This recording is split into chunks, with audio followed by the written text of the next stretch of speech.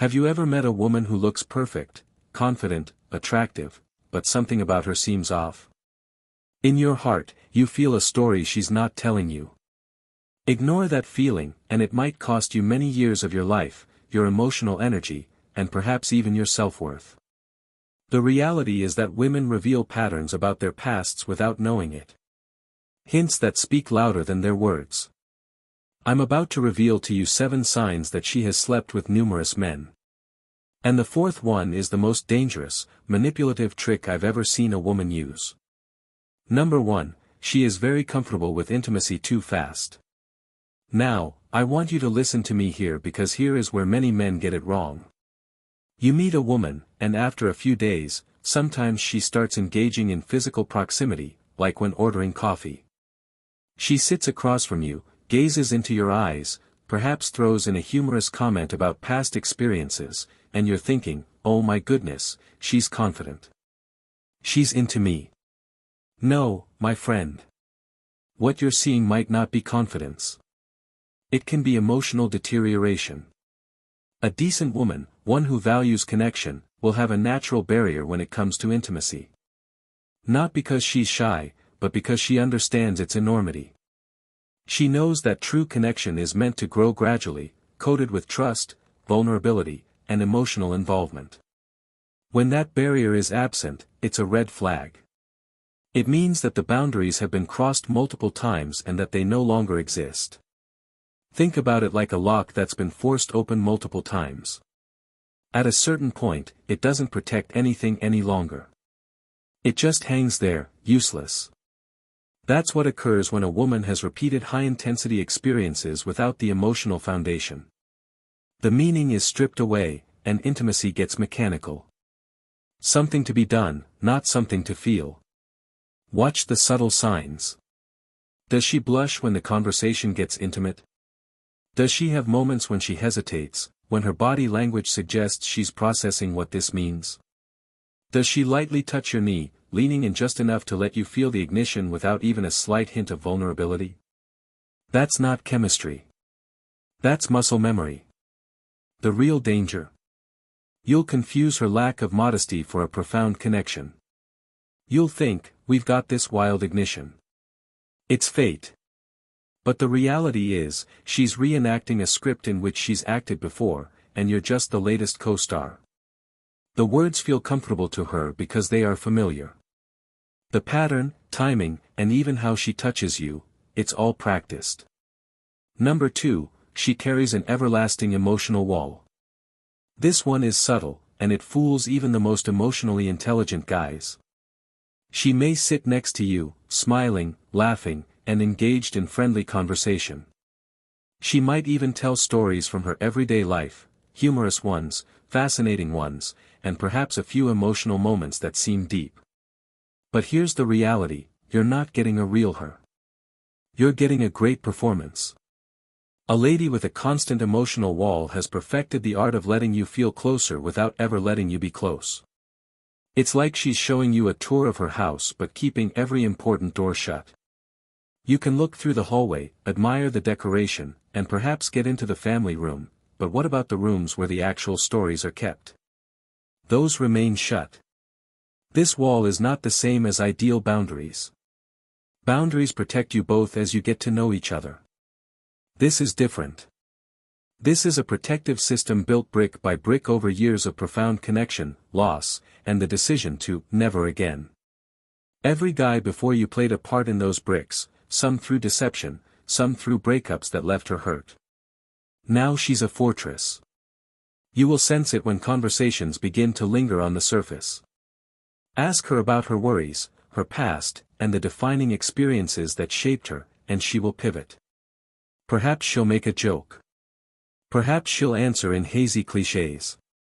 Perhaps she'll softly change the topic so smoothly you barely notice. But down inside, you'll sense it, she's holding something back. Number 3, she has an overcrowded male social circle. You've certainly heard the phrase, they're just friends. And yes, sometimes that's the case. But when a woman's circle of friends is mainly comprised of men, when her phone lights up all day with texts from people whom you've never met, when she magically has a story about this one male friend. For each subject you bring up, you're looking at a trend, not a coincidence. Here's what you should understand: ladies who always have many men in their circle aren't just naturally friendly.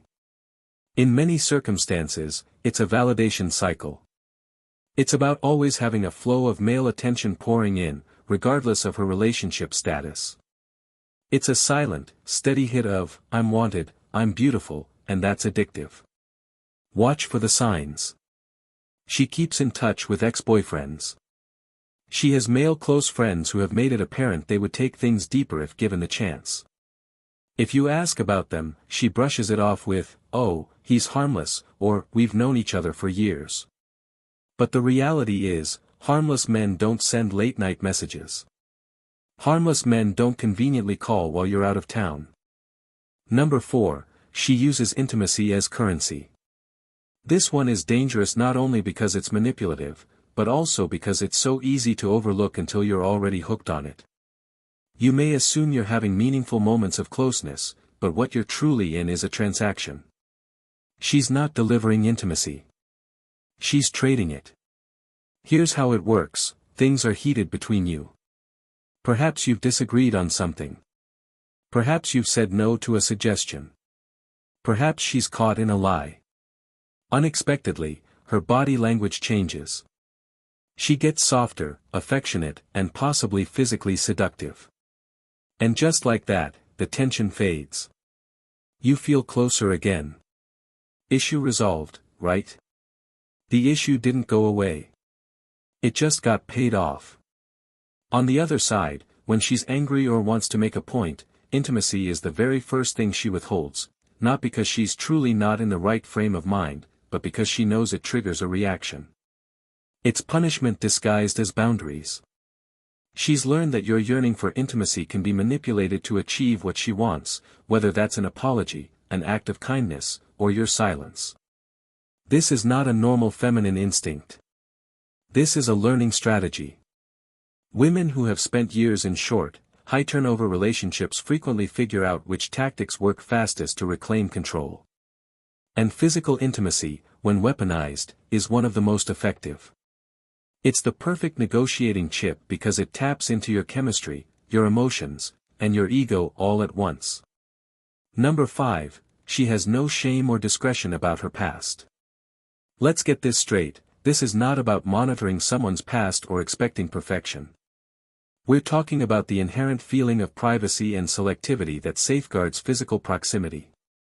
When that's gone, it speaks a lot about how she perceives connection and how she could perceive you. A woman with no shame or discretion about her past doesn't only tell stories about her exes. She talks about them casually, like she's recounting a weekend vacation.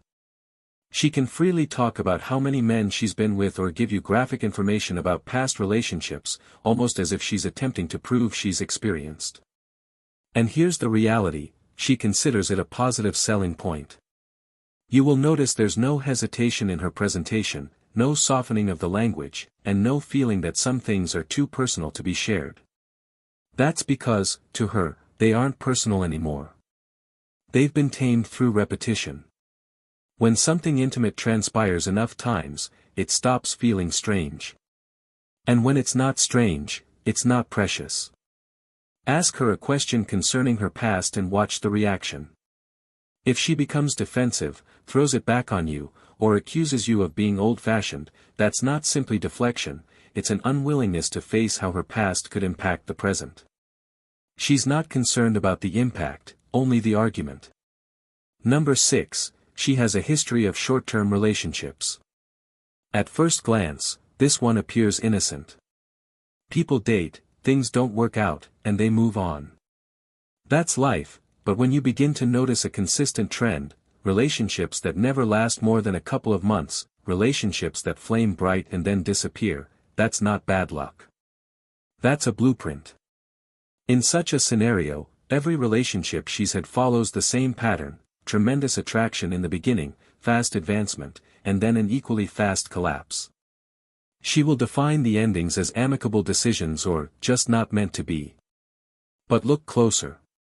The stories frequently concentrate on external factors: timing, conditions, and the other person's imperfections, but never on her own incapacity to build anything that lasts. Why does this matter? Because meaningful, long-term commitment isn't developed during the honeymoon period. It's forged in the work that follows later. When conflicts occur, when novelty disappears, when you're forced to cope with differences, that's when depth is formed.